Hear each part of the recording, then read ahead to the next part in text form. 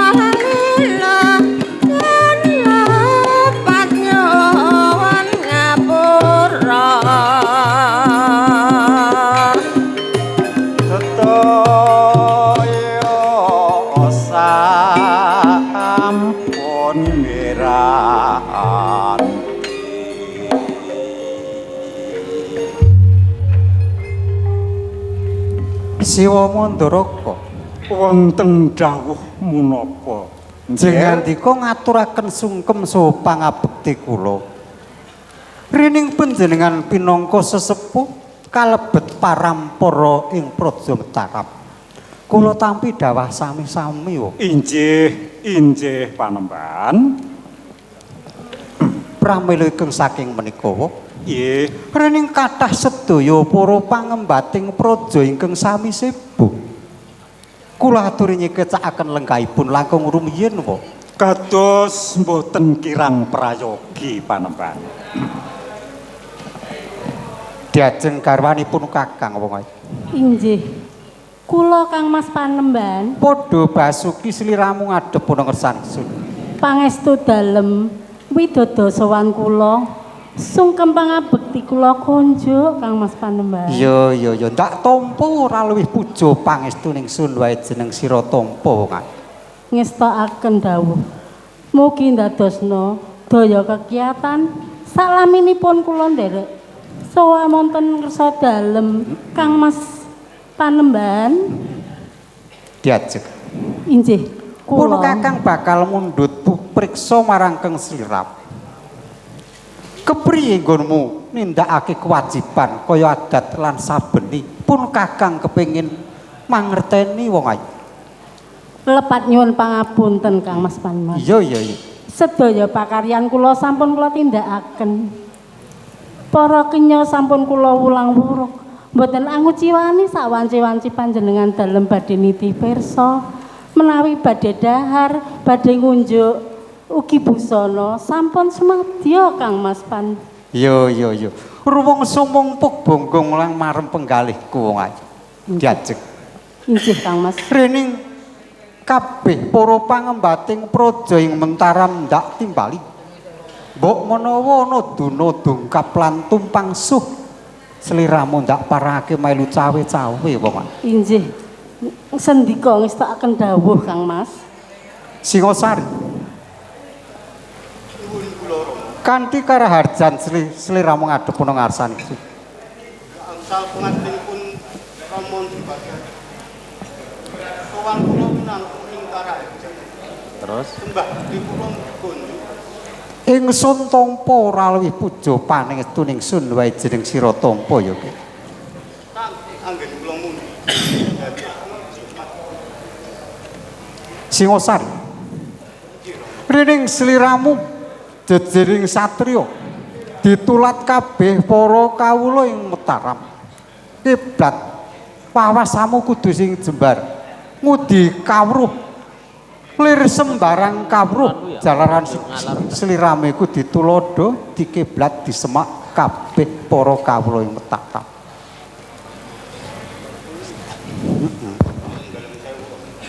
Iya. Pakaryan kula sampun. Kula stokaken. Bakal mujiban. Dikepenakake dhisik. Wangsul dika Siwa Mandaraka. Wonten dawuh punapa Panembahan? Panjenengan tebih kulawe celak tansaya kula raketaken. Jalaran wonten bab ingkang kedah kula rembag kalian Siwa Mandaraka. Oh, nggih. Kula menika tiyang sepuh, nggih. Yen to panjenenganipun Panembahan nggadhahi pangunek-unek menika lajeng dipun belakaken kemawon dhateng punpa. Awit pangunek-unek menika yen boten lajeng dipun belakaken kula gambaraken kados dene nandur wisa wonten sak lebeting daging ing sak mangkenipun ndadosaken gerah ing jiwa raga panjenengan dalem Panembahan Senopati. Mila Panembahan keparenga panjenengan lajeng ngendika kemawon kalian Kang Wa menapa to ingkang dadosaken anjalari rubedaning ing penggalih nandalem angger Panembahan Senopati. Injih Bu. Ngaten Bu. Ingkang dados legeging manah kula. Kula penggalih rinten lan dalu menapa injih anggen kula jumeneng aji wonten ing Praja Mataram menika kados dipun wastani sak megaring payu. Jalaran wa boten wonten sanes ingkang dados penggalian kula. Manamung sedaya para kadang adipati ingkang kebawah keprintahing Praja Mataram. Nggih. Rikala semanten kula jumeneng aji wonten ing Mataram. Menika dipun sengkuyung sedaya para nayakaning praja kalebet sesepuh ing Praja Mataram ing mangka. Kula lajeng kemutan wecanipun Kanjeng Sunan Giri.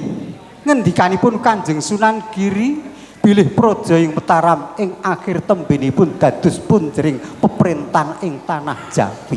Ngaten menika. Panembahan sampun to. Nandhalem menika kula aturi pitados setunggal wonten pangwaosipun Gusti ingkang akarya jagat. Ingkang kaping kalihipun wecanipun Kanjeng Sunan Giring Prapen menika mboten badhe sisip. Suwana nang Mataram. Awit mekaten nggih. Melu suwana nang Mataram. Yen wonten saweneng kawula so tiyang ingkang mboten ngertos sejarahing bilih panjenengan menika turasing Nalendra. Awit menapa? Lerekipun mekaten. Iji-iji kados pundi, Wo? Eyang-eyang dalem menika nggih Nalendra Agung Binathara. Dados klentu pami wonten ingkang mestani panjenengan menika namung tiyang dusun. Awit kula mangertosi ranglising kraton. Cicing Mas. Eyang dalem Panban Senopati inggih panjenengan. Eyang panjenengan Kados pundi, Wo? Sinuhun Prabu Brawijaya ing Majapahit kagungan putra Bondan Gejawan. Mandhapipun wonten Ki Ageng Getas Pandhawa. Lajeng nurunaken Ki Ageng Sela. Nurunaken malih Ki Ageng Genis, Ki Ageng Pemanan, tumurunipun dhateng Danang Sutawijaya inggih panjenengan dalem menika. Dados klentu bilih panjenengan ngakeni setunggaling kawula menika panjenengan menika turasing Nalendra Agung Binathara. Ngaten, Wo. Inggih. Pramila saking menika. Kula saged ngendikaaken menapa badhe cidra ngendikanipun Kanjeng Sunan Giri menika jalaran wonten saweneng adipati inggih kados dene Paman Rangga Jumena ingkang sampun sawetawis wedal boten sowan kok. Wonten ing mriki menika. Wah. Sedaya para adipati. Brang Kilen, Brang Wetan, ugi ingkang mapan wonten ing Jawi Tengah. Wingi niku kula renjenane Kathah ingkang sami nyengkuyung panjenengan dalem jumeneng aji wonten ing Kraton Mataram mriki. Inggih. Sinaosa panjenengan setunggaling Nalendra asalira pandhita. Mulya nyuwun sewu. Panjenengan kula aturi witaksana anggenipun ngasta pusaraning praja wonten ing Kraton Mataram nggih. Iji leres-leres, Wo. Kejawi saking menika, Wo. Kula sampun sawetawis wedal utusan dhateng Dimas Wastis Jaya Kusuma ingkang supados nakyenaken kados pundi kawontenanipun. Singosari. Apa sliramu wis krungu kabar yen wektu dina iki Wasis Jaya Kusuma wis tumeka ning Kadipaten Madiun?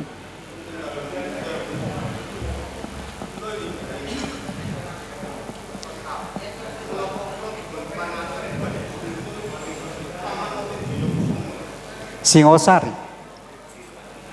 Rama marep jiwaning kasatriyanmu katon makantar-kantar nggonmu bakal ngatonake setya bektimu ana ing ngersane Rama ana praja ing Metakap. Nanging ya nggih kabeh iku mau kudu dipetuk dipenggalih kanthi memet luputing pitung rangga kang katempuh budi kang bakal ora ijing ngaten Dipun slantos sawetawis. tanpa mangkar menawaso akor murka lali lali lali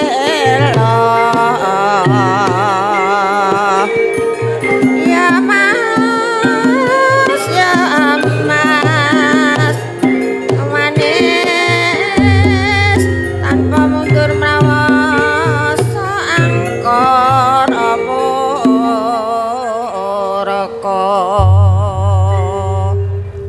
Ngger Wasis Jaya Kusuma. Monggo iya. Rada maju nggonmu lungguh. Wis akan dawuh iya. Punwa mundhut priksa.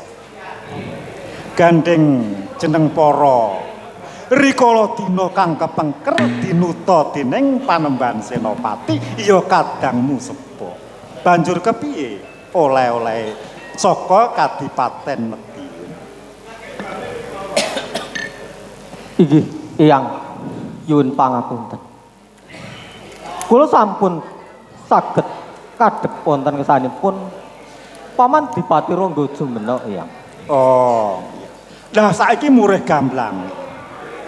Matura piyambak ana ngersane Panembahan Senopati.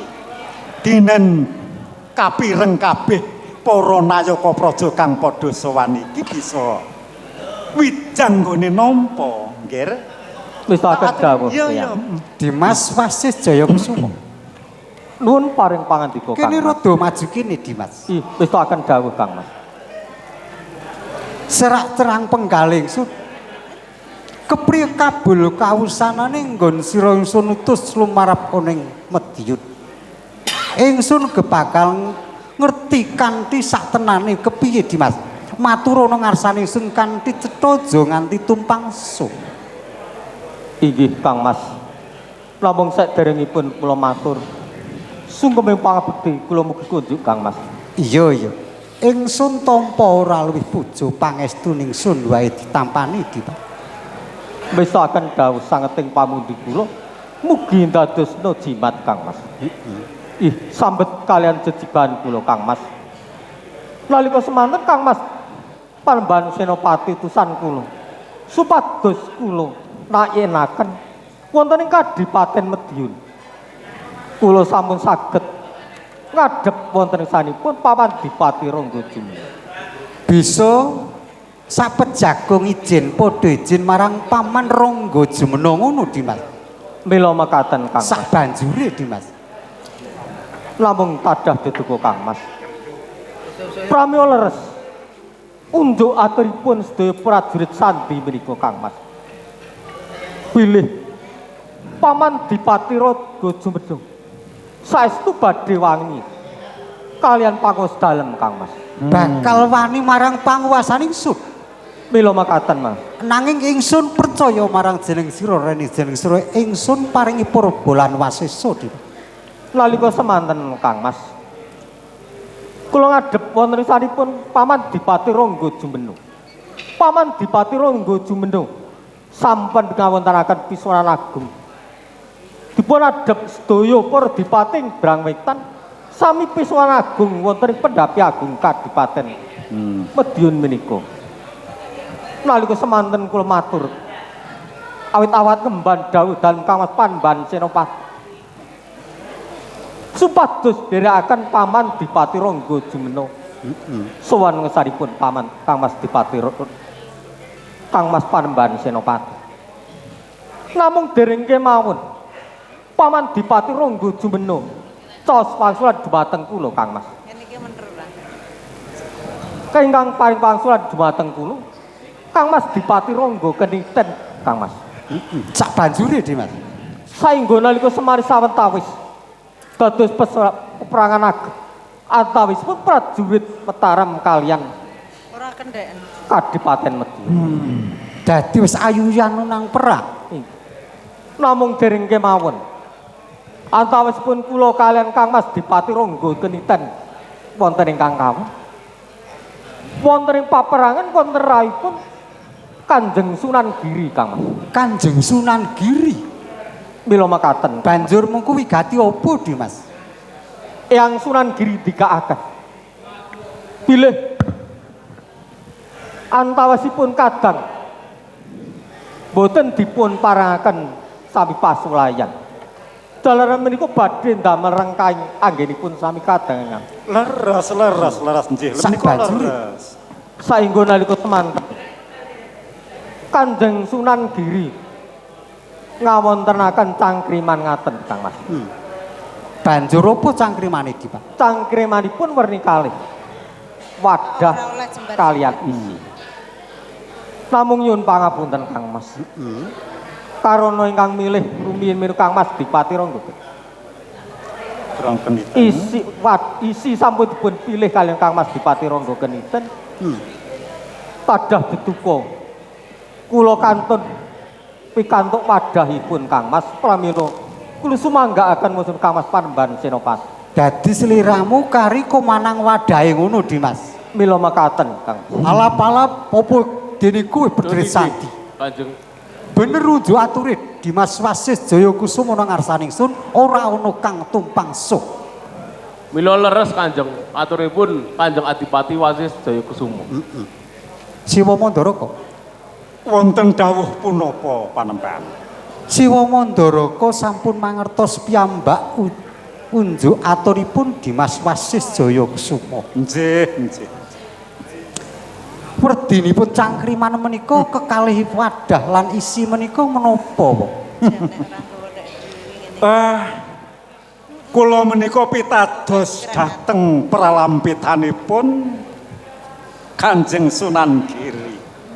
Pancen anggih menika salah setunggaling ulama ingkang wicaksana limpating pambukti. Inggih, Pak. Caos cangkriman kewala kok ya. Kados dene nyocoki wonten raos sing mana kula nggih. Tadi iki ngeten. Iji. Panjenengan ampun was kuwatir. Saking gegambaran raos sing mana kula menika mboten kok jeneng mokal kalian aneh menika mboten. Bilih Angger Wasis Jaya Kusuma pikantuk wadahipun.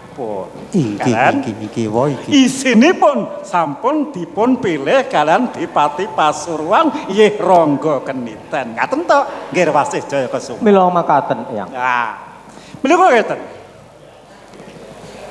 Naminipun wadah menika kula gambaraken menika wujudipun negari. Iji.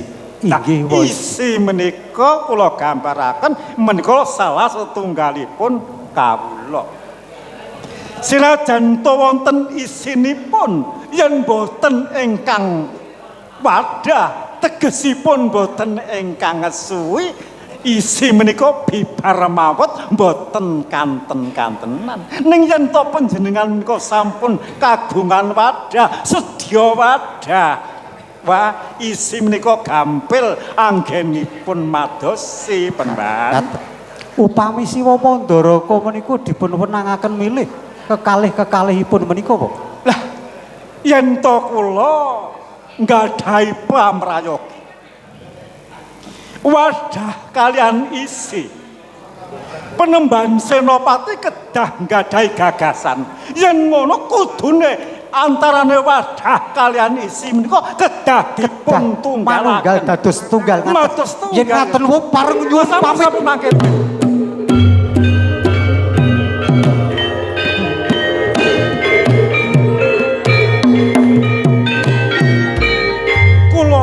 Ngracut Bramantyan. Kula ingkang badhe ngrebat isi ingkang sampun dipun pilih. Rumiyin Panembahan. Sampun. Kula aturi lenggah ingkang prayogi. Kula aturi lenggah Panembahan. Siwa Mandaraka. Kula Panembahan. Siwa Mandaraka menika kados pundi? Ing ajeng ngendikaaken kekalih-kekalihipun kedah dados setunggal. Pramila ingkang saking menika kula badhe jumangkah wonten ing Madiun badhe kula gecak sarana peprang. Kula aturi ngeler. Kula panjenengan kula aturi sabar Panembahan. Miturut hukum panjenengan menika leres. Inggih to. Nanging sinajan to leres nek cak-cakanipun klentu badhe mbilaheni. Kula gambaraken nyepengi welat pring pulung yen klentu panyepengipun badhe mbeler awakipun piyambak. Leres. Sedaya unjuk aturipun Siwa Mandaraka menika leres. Nanging wong panjenengan nyeman dhateng kasugengan kula. Nggih. Paman Dipati Rangga Jumana ing wedal menika ngempalaken sedaya para kadang adi brang wetan. Sinaosu ing tapel wates Madiun diwujagi dening prajurit kula temtu kemawon saged lumebet amrok kadosta damur terik gabak jati ngarak. Kula badhe lumebet badhe kula teter izin sami izin Paman Rangga Jumena. Kula pitados panembahan. Anggenipun punwa pitados menika awet kula ngemuti rikala semanten panjenengan menika sampun nate abenajen kaliyan ingkang Harya Penangsang ing Jipang Panolan kemawon seda. Menapa malih Rangga Jumena ngaten ta? Isi. Nanging ingkang dadosaken kuwata sing manah kula, Rangga Jumena menika kagungan pusaka ingkang gegirani paribasan dungkulaken Gunung Jugruk Segara Asat. Luput wong bujana inggih menika Kyai Gumarang. Nanging kula ugi kagungan apa? Tombak Ki Pleret menika lambang kajayaning Projaya Mataram. Eman-eman sanget panembahan. Panjenengan kedah enget. Tasih kathah para kawula dalem. Panjenengan menika sinajan to Nalendra salira pandhita kedah ingkang atos-atos anggenipun menggalih. Mila panembahan wong perang ngoten boten kedah mawi akal, nanging kedah mawi akal yen perlu nakal. Ngaten?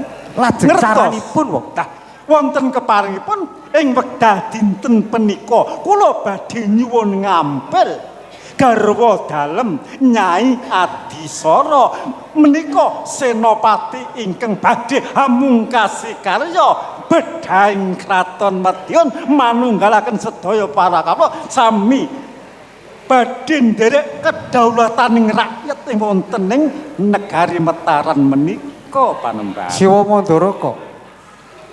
Panjenengan menika kados pundi to, Panjenengan sampun mangertos piyambak Nyai Adisara menika sinten? Menika garwa kula ingkang sanget kula tresnani.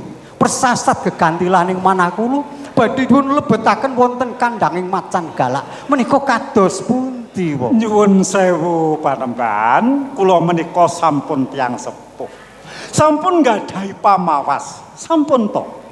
Sinajan to menika katresnan panjenengan, nanging katresnan menika bilih saged ngrampungi perkawis, mongko Nyai Adisara menika inggih badhe wangsul wonten ing kraton Mataram. Ngaten. Menika kinarya Karti Sampeka. Pinangka kagem ngrantemas panjenenganipun Rangga Jumena awit kula mangertos piyambak duk nalika tasih wonten ing Demak wiwit tasih Jaka kemawon mbok bilih sumrep setunggaling wanita menika wah sampun menapa malih sak menika sampun sepuh duda pisan.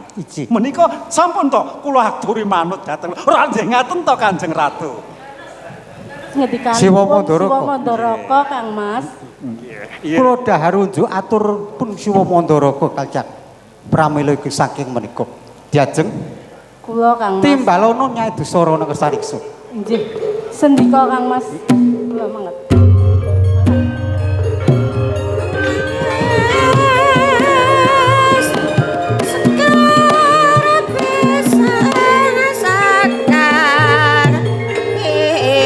Mandaraka sak mangke nanggel kasugenganipun diajeng Adisara. Mangke cekap kula piyambak. Ingkang badhe aneng ripih menika rada maju sejarane Rada maju. Ya mas kadangku dhewe skarpe pisang sasajine karya Diajeng Adisara. Dawa dalem Kang Mas. Kaget sliramu ndak timbali. Inji saestu kejut teng manah kula pun timbali panjenengan Kang Mas. Kene rada caket kene wong. Inji sendika Kang Mas. Nyai Adisara. Inji kados pundi Kang Mas? Ingsun bakal mundhut priksa marang Kang Slira. Sliramu dadi garwanipun Kakang rak tresna tenan to ya. Inji saestu tresna kula menika mboten saged kula gambaraken. Namung sungkeming pangabekti kula kunjuk. Iya ndak tampa puja pangestuning sun wae jeneng Siratapa. Inji sangan tanggen kula mundi. Mugi-mugi ndadosaken jejimat salami kula dados garwa panjenengan Kang Mas. Diajeng. Inggih kados pundi Kang Mas? Yen sliramu lair tandhesing batin tresna marang pun kakang. Inggih. Yen pun kakang kal paring dawuh bab apa wae apa sliramu sekirane sagu. Inggih ketang ageng ing katresnan kula dhateng panjenengan. Kula menika dipun dawuh menapa kemawon sendika nglampahi Kang Mas. Ayu tenan. Ngene Nyadi Soro. Inggih kados pundi? Ndadekno pangerti. Inggih. Rening kahanan Praja ing Utara wektu iki lagi ayun-ayunang perang marang Kadipaten Medyun ya Paman Rangga Jumena. Inggih. Iki mau mentas sarembug marang Siwa Mandaraka kalebu parampara ing Praja Metakep. Ora ana liya kang bisa mungkasi gaweananing perang. Mung sliramu wong ayu. Kula menika namung sawijining wanodya. Kula supados majeng wonten ing palagan ngaten Kang Mas. Yen sliramu saguh teges sliramu tresna lahir batin marang pun kakang ngrungkepi praja ing Mataram. Nanging punten dalem sewu Kang Mas. Selaginipun Dimas Wasis Jaya Jaya Kusuma kemawon saged asoring yuda. Kula menika namung sawijining wanita. Menapa inggih badhe kalampahan kula saged ngasoraken yudanipun. Prasasat kula menika badhe dipun lebetaken wonten ing kandhang macan ingkang galak. Menawa panjenengan menika tega tegel kalian kula Kang Mas. Diajeng. Sliramu matur marang pun kakang yen Dimas Wasis Jaya Kusuma jejering senopatining perang ing Praja Mataram wae kalah. Ananging ana tetembungan Giri lungsi jalemotan kena kinira. Senajan sliramu ku jejering wanita sapa ngerti bisa mungkasi gawe. Nggonmu bakal lumarapun ing Medyun. Iku bakal dikanteni prajurit kanthi sesidemang aduh bakal diceraki jerak bakal didoi. Kepriye wong ayu? Punten dalem sewu Kang Mas. Kula menika saga nggih dereng. Lan boten saga nggih dereng Kang Mas. Yo. Siwa Mandaraka. Dos pundi panembahan? Kula ningali pasuryanipun Diajeng Nyadisara kados nindakaken waspa pramila ingkang saking menika. Kula mboten dumugi paring dawuh ingkang kanthi cetha dhateng Nyadisara ing perkawis menika. Kula sumanggaaken dhateng Siwa Mandaraka, kula badhe minggah wonten sanggaring pamujan minta sing Bathara ingkang akarya jagat. Ya mangke kula ingkang badhe ngengrepih lan kula ingkang badhe paring igo dhateng Karwata. Diajeng pun kakang derekno. Monggo kula derekaken Kang Mas.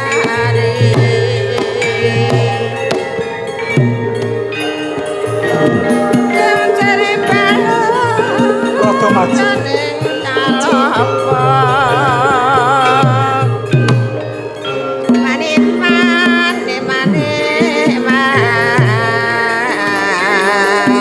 Wasis Jaya Kusuma. Nuwun kula eyang. Lan kowe kabeh wae. Iki ngene padha. Pirengno nggonku rembugan karo iya pepundenmu Nyai Adisara. Ya, nggih, Wasis Jaya Kusuma lan kabeh wae kang padha sowan. Nggih. Nggih Adisara. Nggih kados pundi, Bapak? Sak temene pun wamun dharma bektimu kanthi lantaran Panembahan Senopati krak ora tega. Banjur piyambake mlebu ning sanggar pelanggan. Nah, iki terange mengkene Adisara ya. Nggih kados pundi, Wa? Sliramu dinawuhan dening Panembahan Senopati kanthi lumantar punwa. Inggih. Nah, salah sawijining peperangan andon yuda kuwi ora kudu ngemongake adu atos kuleting kulit atos sing balung kuwi ora nanging kudu bisa nganggo rasa kang mamanuhara supayane kowe ngadhep ana ngarsane Panembahan Purubaya iya Panembahan Mas Hadipati Rangga Jumena kowe kudu sing bisa nrateni cetane ngene ya Ati Nggih kados pundi, Sepo? kabeh mau kinarya karti sampeka tembunge gampang pinangka kanggo ngrante mas kena Oh, ngerti apa sing tak karepake nggih. Dados kula menika tegesipun supados rewa-rewa lelados ngaten apa kados pundi? bener. Oh, Ayo kaya ngono kuwi. Nanging syarat-saranane kowe kudu nggawa nawala diaturake ana ngarsane Panembahan Rangga Jumena kinarya tandha panungkul.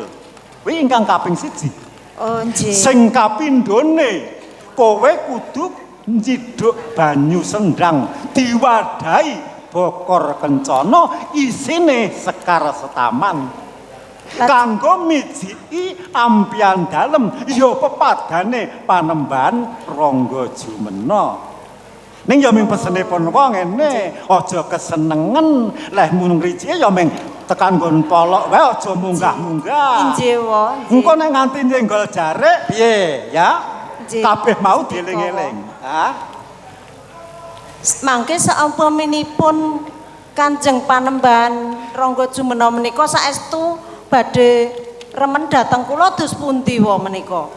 nek le seneng ki mesti senenge wong priya karo wanita dasar pasuryanmu ya modhok ayu ngono ya ning ngene kowe kudu sing bisa Nggih. awet kowe iki garwaning Nalendra Panembahan Senopati mengko ndak ngengling semi sing tok pikirake bakune kowe bisa menang lan ngene saumpama wis Rangga Jumena kuwi kepencut tresna karo kowe dheweke duweni rasa lali merga wanita kowe banjur nglepasno jemparing geni karben para prajurit saka Mataram sing diderekake Wasis Kusuma panggap ing Sasminta banjur ngruduk mrabosa ning kraton ya Kadipaten Medion mangkono. Oh, inggih wa. Sinaos awrat ingkang kados menapa menika anjalari ketentremanipun wonten ing Kraton Mataram. Sendika kula badhe nglampahi. Ya pangestuku banyu mili sing ati-ati Nggih, nggih ngaturaken matur nuwun. Wasis Jaya Kusuma. Nuwun kula Eyang. Aja ditegake Kanjeng Ratu Abisara. Derekno lan kabeh para Sari Sudah prajurit. Nggih bareng sipun. Ayo nderekke. Nyanyi Wis tak dong. Sampun Eyang. ya.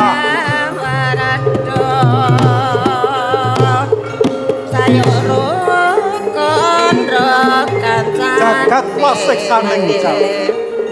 Ana-ana wae lelakon ing Kraton Mataram belum bisa.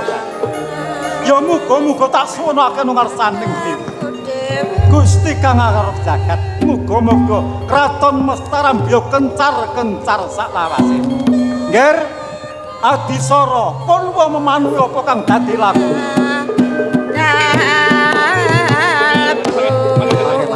Dapat mang.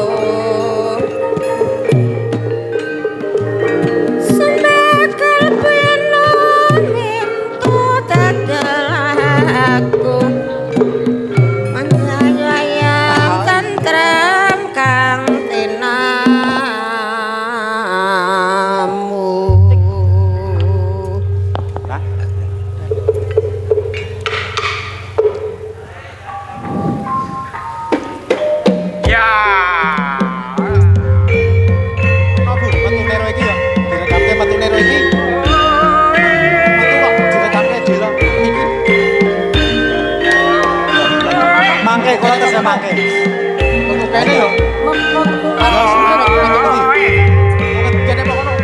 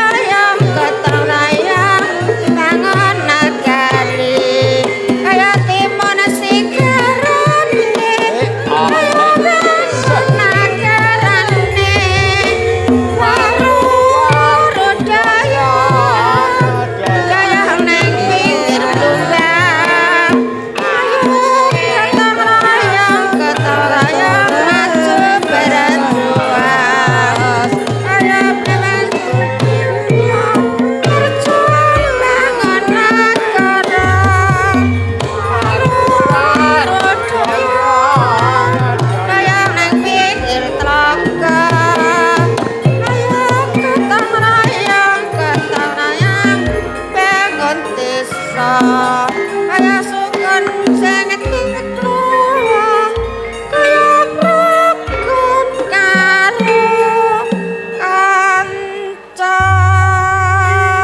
Maknyus mbok nih. Hah? Maknyus. Waru-waru. Aku ya rada krasa maknyus kok iki. Piye-piye? Neng kene iki neng Kelurahan Caturharjo iki nggon budaya. Aku arep nyilih roda gerobak rawani. Soalnya aku wong cendhek. Dadi nek nganggo roda gerobak mesti kemlarah. Ya, Ci, pokoke tetembangan siap monggo, Ci to badhe. Yo, tembang apa diteruske? Ngono? Tembang kok? Nah, iya nang kene wis Ayo Pak badhe Lurah awake mau dhewe wis iki monggo diregengke. Pak Lurah Pasdianto iki wong budaya. Ayo nyambut gawe ket bengi nganti kesele ra jamak dolanan. Ning dolanan apa? Wis manut pokok men Oh iki. iya. Tak bawa ya. Pepeling kok kucing manut Bu. Oh iya, no pinuwun pepeling. Olah dina. Hei. Hei.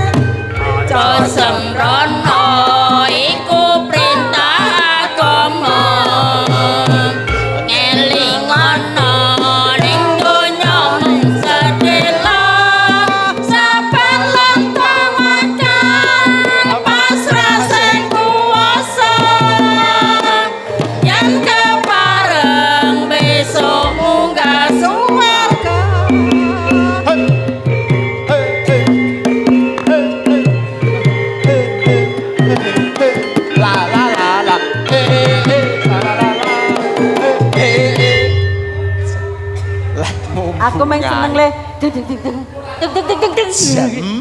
Mantap. Siap. Siap. Njaluk gubuk asmara ya apa-apa dipinangkani ya. Lho Bu, gubuk asmara Bu. Yo, dibawani yo. Ya. Sindane apa Emane iso? sindane ndak antuk. Oh, saka Nagasari sapa-apa iso ya ta. Siap. Kalau jengaken gubuk asmara. Kita tampilkan Mak Yoga.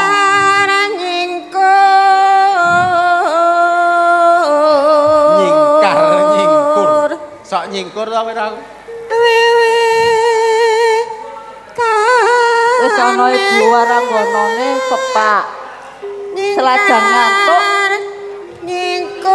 Wontenipun nggih. Sae.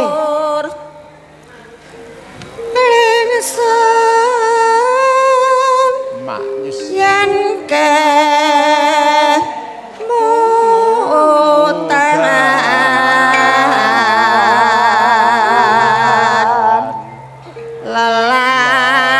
lelampahan Keling aku. Nang gubuk asmara. Kelingan dawe dhewe jam jam kae kan. Oh, kelingan zaman semono iki lho.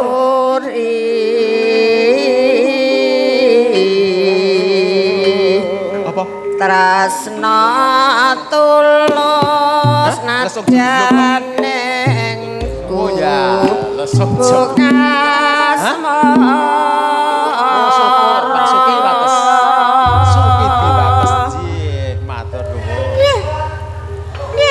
Liwat aku kelingan kebukae biyen aku lereng iya iya iya. nek candhak kabar tulisan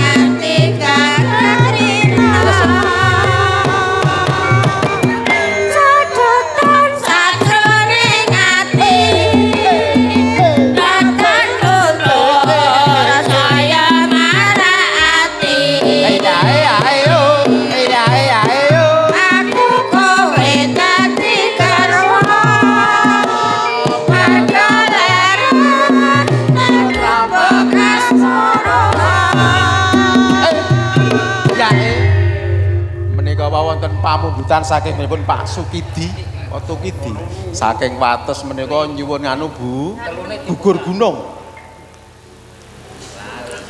Lesung Jemengglung kalih.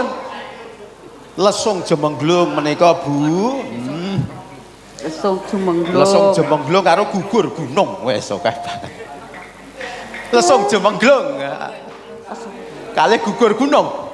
Nggih. Lesung Jemengglung suwi bali balan. Lesung Jemengglung manakar malungkung umandang nebak isan sruning petisan tok tok tek tok tok tung tok tok tek tok tek tok tung tok tok tek tok tok tung tok tok tek tok tek tok tung. Lesung Jemengglung.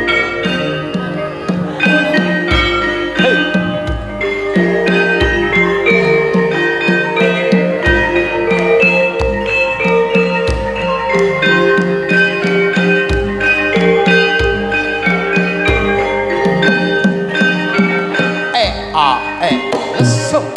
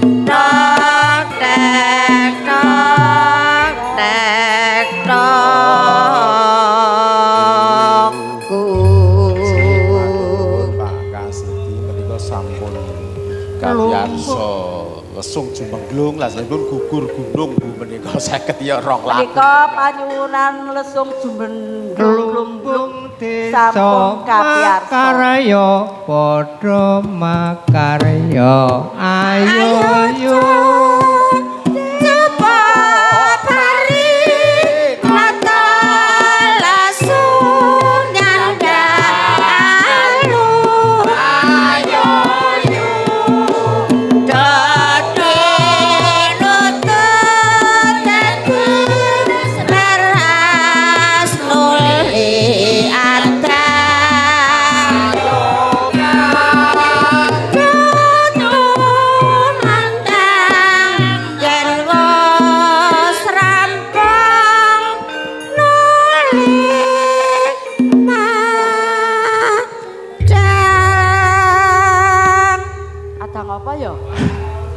Adang tiwul rada kliwatan. Iki ora apa-apa. Wong penjalukan ya wis dicukupi. Dicukupi, Pak. Dicukupi. Saiki arep piye? Ngenteni bendarane dhewe. Gugur gunung. Hah, gugur gunung? Sambung. Gugur gunung. Gugur gunung. Gugur gunung, Pak. Ning ya ampun gugur tenan lho niki namung dolanan kok gugur. Gunung mawon nggih. Nggih. Gununge, Pak. Hah?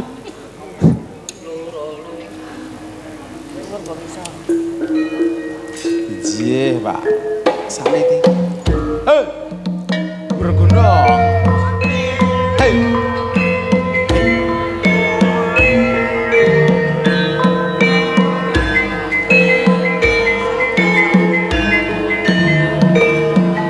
Monggo. Ayo,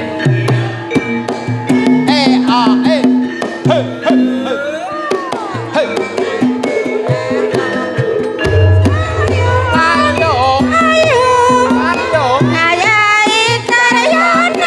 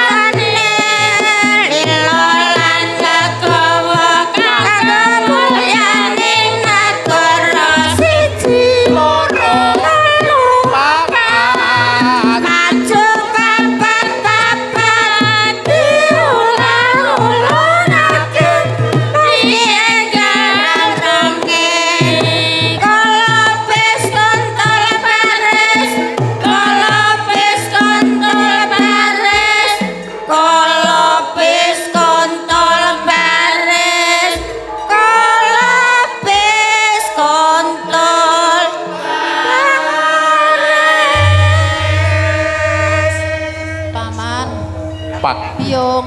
Yun pangapunten dalem. Monggo Ndara rawuhipun. Yo nek ana bendarane teko ki ora do seneng-seneng dhewe kaya ngono kuwi to ya. Pripun Ndara ngersakaken Pripun, menapa? lah. Nek ana bendarane teko ki ya di Yo nek duka ditinggal mulih wae.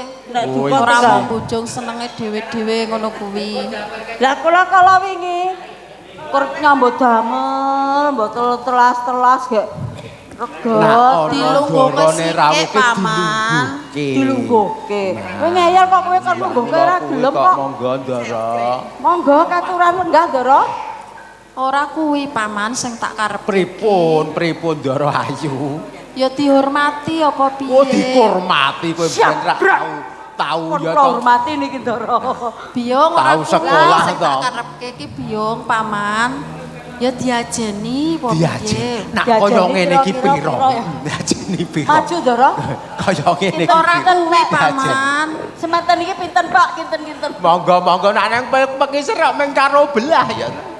Kinten-kinten. Pripun Ndara panjenengan kok kaya mboten Paman biyung kok ya ora ngerti nek aku ki lagi susah ngono to ya. Kok ya seneng-seneng dhewe karo paman ro biyung ki. Lah wong jenengan lah kepripun paman mboten kula kalian bojo kula menika anggenipun lelados wontenipun jaga ragan menika rak sampun sik paman. Tak sawang saka mburi mau kok kowe iki do seneng-seneng ki apa gaweamu wis padha rampung kabeh. Wis to. Ha niku kalih bojo kula kabeh dipun resiki pokoke men ra ana sing turahan pokoke dientekke. Wis telas, intip pun kula telaske. Brambang bawang kula sae beto manuk. Lah kok dientekke kabeh iki biyung piye to? Telaske. Lah apa sesuk ki ya ora olah-olah nek dientekke kabeh ki. Ya engko tak kei dhuwit nggo tuku ya biyung. Lah sing pengin kan dereng digenepi kok. Ya engko tak genepi. Oh ngaten. Moga katuran lenggah. Wes apa masak apa biyung? Sing nggih siang darang sing enjing sampun. Nggih monggo Ndara lenggahipun. Ya paman. Lah niku sumuk tenan niki wau. Ya leren ngasu-ngasu sik biyung. Gek kliwet mboten umep-umep wetenge sok ating krucuk. Lah kok ora umep iki kepiye? Masaku kok nang kene kok kele sebut iki kepiye nang Ndara iki pokoke. Gak arep ngopo-ngopo entek. Ora paman, aku tak tekon. Injih pripun Ndara? Mbiyen ki kok sampean ki entuk biyung ki kepiye to critane? Weh, poso 40 dina 40 Kok entuk kowe kok peso poso 40 dina 40 bengi? Ngentukke percil kok ngene iki. Ndak nganggo poso bareng. Nggih lah. Ora poso entuk kono ditangkep bangsip kowe Ndara. Rikala rumiyin. Nek ndek bojo kula niku mayar Ndara. Mayar tur becok. Tumbaske bakal mboten kathah-kathah. Aming semeter pun kebak, aming nyilo ngene. Ha ning kasiate gedhe niki. Kasiate apa? Werni-werni ajeng betahke napa? Yen betahke tumbal Ndara menika saged dipun nggih tumbal supados. Wis nggodhog banyu ro ki mau Juragan menika mulya, bojo kula menika saged nggih tumbal. Kula ya pun jeleh Ndara nyawang. Ya ora ngono paman. Lah bendina meng nesanesu. Lah mbiyen tok apa? Kepiye nek sing jenenge wong lanang esuk-esuk turu esuk serawat turu ora mikir kedile goling. Olah-olah kathah. Kula Iki kula niku ngadeg napa tengok niki? Ya lingguh biyung. Nek ngadeg ya kancane lingguh. Ngadeg kono kaya wong tengok nek lho iki. Ya ora ngono pi. Ndara supe. Ya tak tampa biyung, semono uga ya biyung. Ana luputku. Paman. Injih wis makani sapi durung mau. Ampun kalih bojo kula. Kula niku tertib. Makani waktu saya makani sonten darak saya enjeng pun sing sonten darang malah wingi kula jenake katul mah dipangane kowe. Apa iya biyung? Ngombor makler oleh ngompo. Iki ki wengi lho paman, wis ora wayahe seneng-seneng kaya ngene iki. Wonten lupute ngapura kula le bojo. Iya, ora kula niku srogal-srogal. Tak ngapura. Ngresiki kabeh diresiki go mulih kula niku rak lingsem to, Ndara. Panjenengan kok napa mboten kados ada ben ngono pripun, Mas? Iya, biyung ki aku ki lagi susah. Lah susah-susahin napa? Nggih wong napa-napa Ngenteni- nonton wonten Jogaragan menika Ndara. Ngenteni Kakang Prastya ki sakyamene ya durung teko ning taman paman, biyung. Sing jenenge Kakang Prasetya nika mboten dipun dugem. Bahasa jenenge wong lanang menika biasane teng mriko wonten, teng mriki wonten. Lah. Boten saboyo ora ngono kuwi, Paman. Kowe tambah ning ngarep wonten menika setya-setya ning nyatane. Lho teng pegokan wonten. Mampir ya Kang kaya kowe ta? Nah, iya kaya mbiyen. Menika ampun kok. Ya wis saiki lho, kena dicontoh lho. Paman Biung, saiki swancine wengi. Sampean sak kloron napa pripun Dara? Kula aturi mlebet mawon, bubuk aturi benjing saged nggih aktif napa niku? Oh, nggih. Nggih kerja melih tenaganipun. Mawon kalih bojo kula ora apa-apa to, Paman. Wis kono tak aturi ning jero. Mburi dirampunge sing rung dirampung. Aku tak ngenteni ning kene, Paman. Harung rampung barang.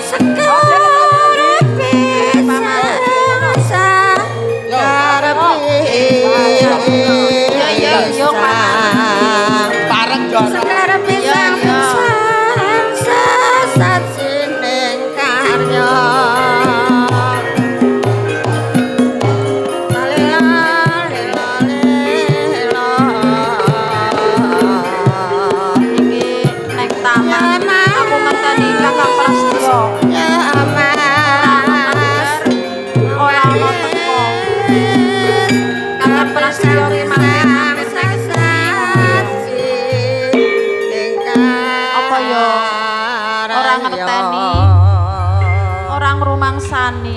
Nek tak kangeni ngujung karepe dhewe. Kula ingkang sowan denajeng. Denajeng. Sampun kula rewangi kula menika mlumpat beteng manjing taman. Nanging sak sampunipun kula dumugi wonten ing Taman Keputren Kang Sira kok malah sajak mboten rena penggalih. Malah kados mekaten yen ngaten mboten wonten ginanipun prasetya dumugi ing mriki. Sampun kula nyuwun pamit badhe wangsul dhateng Jogaragan. Kakang Prasetya.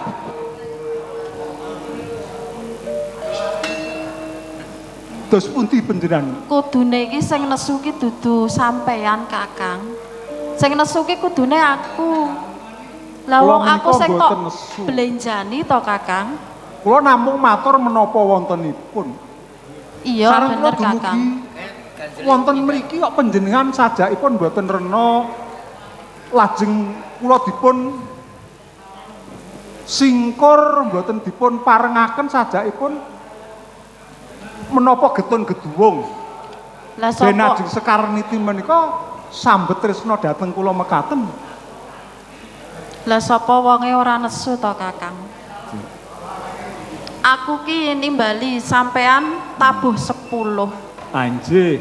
Iki wis tabuh pira, Kakang? Sampean tekan taman kene.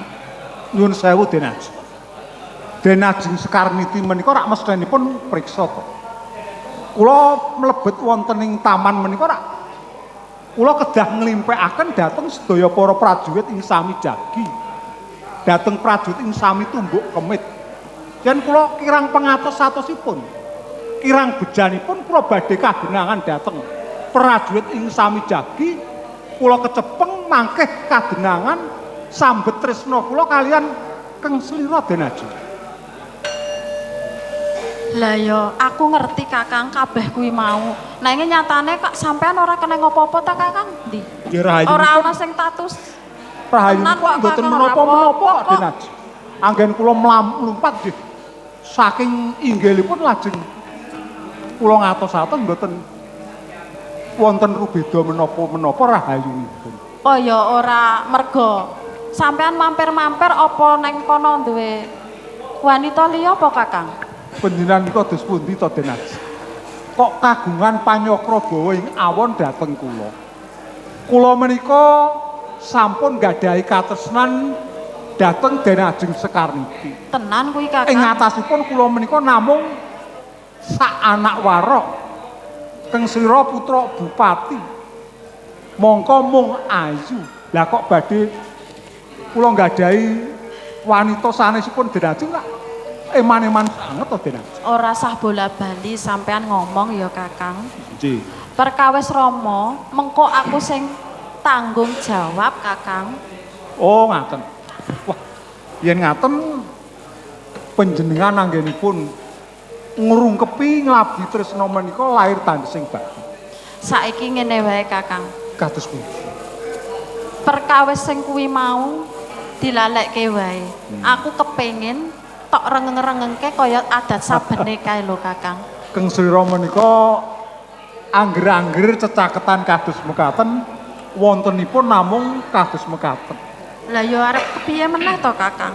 Menapa menika ingkang kawastanan kapanjalman dewaning asmara menapa nggih? Rasane Iya. kok namung seneng banget Iya Kakang. menawi bener. kula lan panjenengan menika cecaketan kados mekaten. Iya Kakang. Wis saiki aku gek tok kaya adat sabene kae ya Kakang. Kang dulu Kakang iki lho.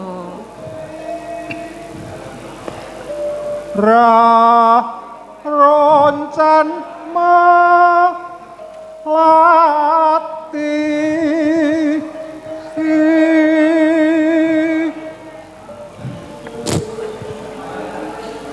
malelo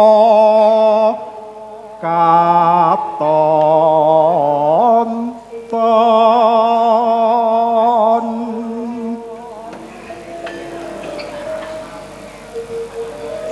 rina wengi tansah dadi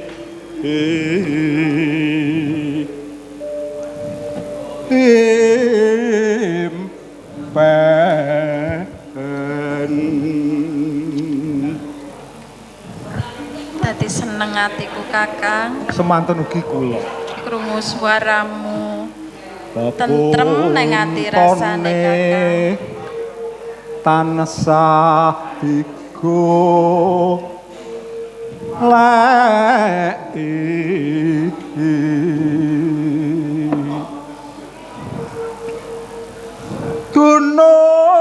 gunung ngewong manis Seneng tenan atiku Kakang. ingkang mawe yo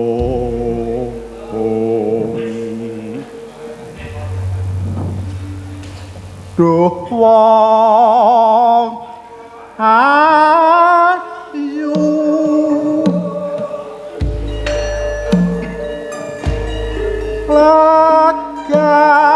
laganono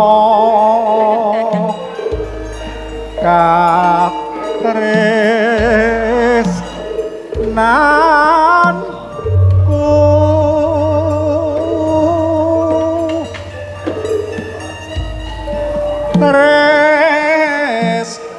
tresno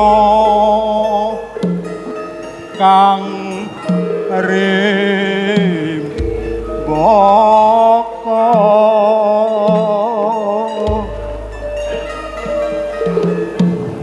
nganti omah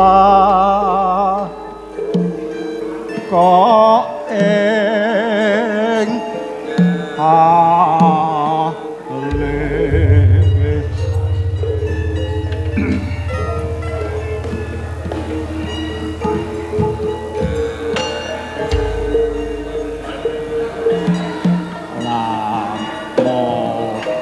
onde enjang tuhi alis pina anggi yo ngantos gerok kula Den Ajeng. Iya Kakang. Awet jenengan menika namung pijer obak kemawon menika lho. Lah arep piye ta Kang? Aku ki ya wis kangen banget rasane ki karo sliramu Kang. Nanging menika saestu Den Haji. Tenan Kakang. Tegesipun lahir tandhesing batin katresnanipun Den Haji Sekarniti menika namung kasok dhateng prasetya. Boten Iya, dipun Kakang. cuwil-cuwil dhateng priya sanes. Ora Kakang, tresnaku karo sampean ki ora iso digambarake Kakang. Semanten ugi kula. Prasasat kula menika trimah boten nyawang sinaring Sang Bagaskara. Yen boten gandeng kanca dhateng Keng Slira Den Haji Sekarniti. Iya Kakang. Kula entrengaken nyawa kula yen ngantos kula menika boten kasembadan gesang bebrayan Den Haji. Tenan kuwi Kakang. Saestu. Katresnan ndika dos pundi? Tresnaku marang sliramu ki ya ora iso diibaratke ku mau Kakang. Tegesipun Segara ki ya ora iso diukur. Nggih. Langit ya ora iso diukur padha Kakang. Nggih. Yen ngaten mugi-mugi kemawon ing sak mangke Gusti Kang Akarya Jagat badhe ngijabahi. Iya Kakang. Sesambungan tresna ndika kaliyan kula menika saged nemahi kasunyatan. Iya Kakang. Ngantos dumugi kaken-kaken saha ninen-ninen. Iya Kakang. Injih matur. Padha Kakang tresnaku karo sliramu. Ngono kuwi.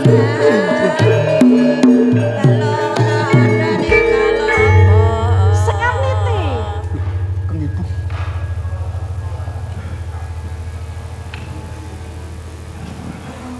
Wah. Sekarniti.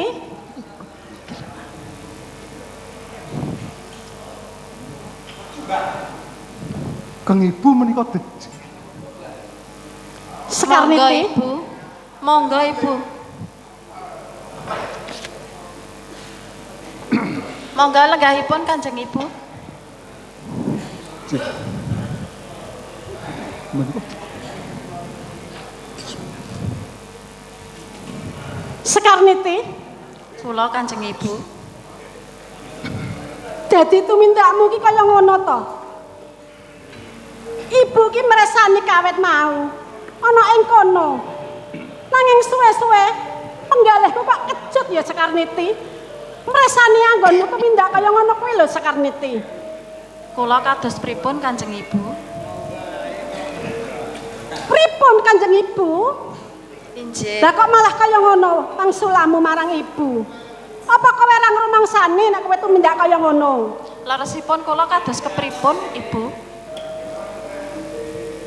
Kendeng kowe ki ya putrane bupati. Injih. Saora-orane. Kowe ki kanggo tepa tulodo marang para kawula. Ananging kok malah kaya ngono. Lebokke wae priya ana ing sajroning taman.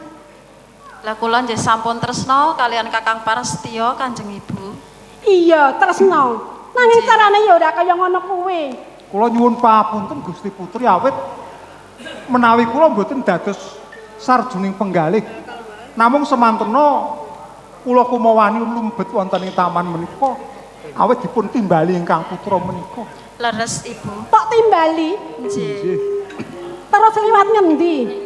Kok ora nganggo palilahku mau karo ramamu dhisik. Kakang Prastya nika sekti kok Kanjeng Ibu. Sekti? Nggih. Nggih mboten sekti namung nglimpekaken sami perjerit ing sami jagi. Apa meneh nglimpekke? Nglimpekke kuwi barang ora bener. Nggih, mila mboten sae namung amrih rahayu lampah kula mboten kadenangan lajeng kula tumindak ing kados mekaten mila saestu nyuwun pangapunten Gusti Putri. Gampang wae nyuwun pangapunten marang ibu. Ananging ibu ki durung ngerti. Kowe bocah saka ngendi? Bagus kaya ngono. Senadyan putraku ki seneng marang sliramu, ning carane ya ora kaya ngono kuwi. Nggih, waleh-waleh menapa kula akeni bilih kula menika namung lare saking padusunan. Kula nami Prasetya saking Jagaragan. Prasetya Inggih. pantes karo bagusmu. Nggih. Senadyan bagus, ning sliramu kuwi ora pantes kanggo patuladan ana ing Mojo Agung. Nggih sinten tiyangipun Gusti Putri, kula namung sak kula lare dusun lajeng dipun timbali putra piyayi mongko namung ayu. Rak nggih maneman menawi kula mboten Kula ingkang nimbali Kakang Prastyo niki. Ya mesti wae ayu to, wong ya ibune ya ayu kok. Oh anjir. Mila antawisipun ndika kalian Denajeng Sekarniti menika pasuryanipun menika menawi kula tamataken saestu njambe sinigar. Panjenengan Sulistya Sekarniti nggih ayu. Kula Ibu. Mbok ya tumindakmu ki ora kaya ngono Sekarniti. Kowe ki ya wis akhir dewasa. Nggih. Ya wis mestine wae yen seneng marang priya. Nanging ya ora kaya ngono kuwi tumindake. Sing bener-bener wae lho Sekarniti. Kula niki sampun tresna sanget kalian Kakang Prastyo Ibu. Iya, ibu ki ya percaya yen sliramu ki tresna marang priya. Yen mengko ki kepresan marang ramamu, mendahe apa ramamu le duka marang sliramu. Wis ngono wae, tak aturke marang ramamu. Waduh, sampun Ibu, Gusti Putri. Kanjeng Ibu. Waduh. Dos pundi mangke Denajeng menawi ingkang Rama rawuh. Ora apa-apa Kakang. Kok Rama aku sik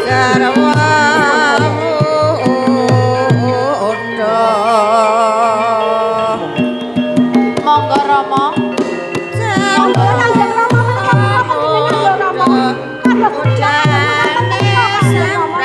Kados Putraku tumindak kaya injih Kang Mas. Monggo Rama lenggahipun Rama. Sekarniti. Kula Rama. Kene.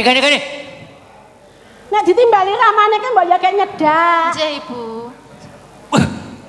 Kepiye ta Sekarniti? Sekarniti.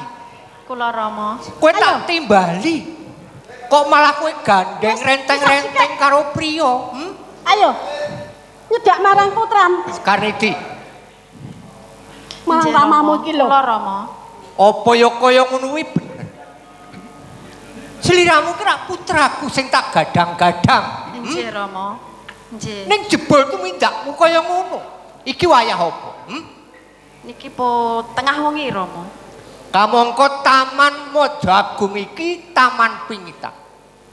Sak sapa wae yen ora oleh idi palilahku ora kena mapon ing taman kene.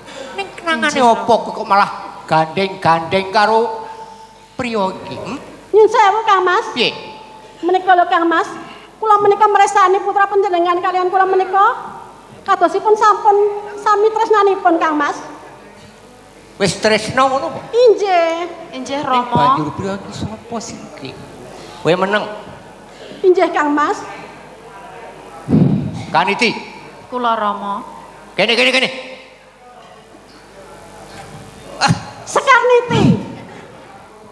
Sekarniti. Ayo. Kene karo ora tanggap karo Rama to? Kula kedampun Rama. Sekarniti. Kula Rama. Kene. Ayo. Dipun timbali. Ditimbali ramamu ki nyedak apa piye ngono lho. Woi. Lho kok malah tumindak kurang ajar. Kesupen. Kene. Dek karo ibune barang ya malah arep gandeng-gandeng iki piye? Kowe caket kene, kowe kok malah nang kono. Injih Kang Mas. Sekarniti. Kula Rama.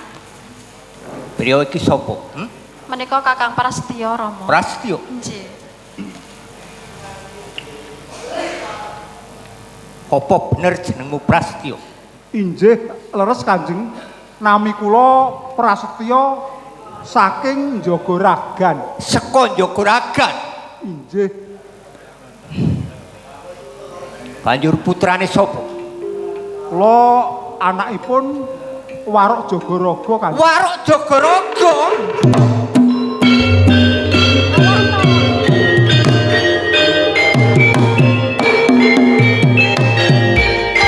Sekarniti. Kula Ibu. Seliramu ki putra bupati Sekarniti. Nggih leres. Ora seimbang yen kowe dadi garwane Prasetyo ki mau lho bocah desa. Nanging katresnane kon mboten bener kandhane ibumu sekarang. Prastyo ki mung anake Warok. Nanging kula sampun tresna sanget Rama kalian Warok Jagaraga kuwi turasing maling. Gedhor ngeju. Nggih Rama. Punten Ning kok jebul kowe tresna karo Prasetyo. Nyun sewu Kanjeng. Apa? Kula mangertos bilih Bapak Warok Jagaraga menika maling rumiyin tumindakipun gedhor ngecu maling namung sakmenika sampun dados tiyang sae-sae. Sampun boten tumindak ing kados panjenengan dakwa menika Kanjeng. Kandhamu alus. Mergo kowe arep mundhut karo putraku Sekarniti. Banjur kowe kandha yen bapakmu wis mari anggone maling gedhor karo meju. Mung mergo saka ucapmu Prasetyo. Kula matur menapa wonten dene kula umawani lumebet wonten taman menika nggih. Awit kula menika pikantuk lilahipun ingkang putra awit dipun timbali supados lumebet wonten ing taman keputren menika Kanjeng. Apa ya ngono Sekarniti? Nggih, nyuwun pangapunten Rama. Bilih Rama sakmenika mawastani Kakang Prasetyo mboten tiyang mboten gadah. Terus kula mboten saged Sekarniti mboten napa-napa Rama. Nyuwun pangapunten Rama. Ora Sekarniti. Kepara menika nyuwun sewu Kanjeng. Nyuwun sewu Kang Mas. Menika kadosipun sampun sami tresnanipun Kang Mas. Mbok nggih sampun. Derajat pangkat telungguhan menika namung sinampiran Kang Mas. Kanjeng Ibu Rama. Aku ngerti. Aku ngerti. Kalian malih ning ora timbang bobote. Nyuwun sewu Kanjeng. Piye? Anggen kula pepanggihan menika sampun mapinten-pinten dalu. Kula kanton nenggo dintenipun dina seminggu, 2 minggu, 3 minggu. Sekarniti. Menika sampun tansah pinanggihan kalian ingkang putra nglimpeaken Kanjeng Adipati. Tegesipun ingkang putra menika ingkang tresna saestu dhateng kula. Nyuwun sewu Kang Mas. Saged. Anggenipun mlebet wonten taman menika sampun kaping pinten Kang Mas? Cobi dipun terangeti Kang Mas. Yo. Prasetyo. Nggih kula. Kowe kena tak iman apa ora? Nggih. Yen kowe arep tresnani karo putraku Sekarniti, apa bandane bapakmu kena nggawe tambak segoro? Nggih. Ketang agenging tresna kula. Sakmangke menawi kula sampun bebrayan dhateng ingkang putra, kula badhe niat pados pedamelan. Kula badhe nglempakaken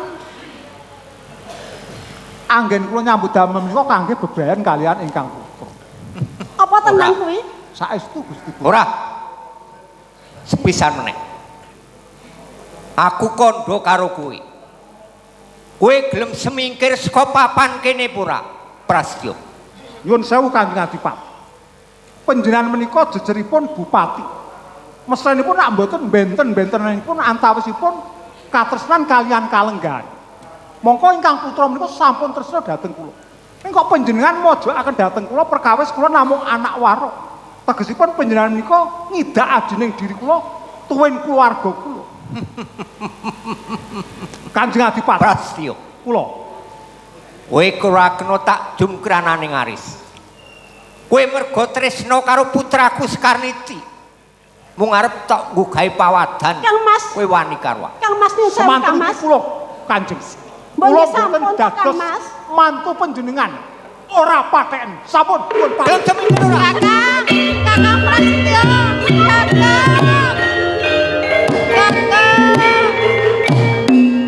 Kakang Prasetyo.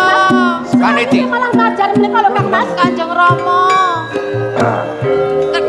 Kanjeng Rama. Katresnan kula kados pripun niki Kanjeng Rama? Senajan kowe tresna karo priya. Pundi kula lebone? Ning priya bagus kuwi akeh Kula mboten saged Rama. Ora. Kula sampun pernah. Kowe ora kena cecaketan karo Prasetyo. Rama. Saiki. Ayo diganti mlebu ning. Rama. Mboten saged Rama. Ayo Rama.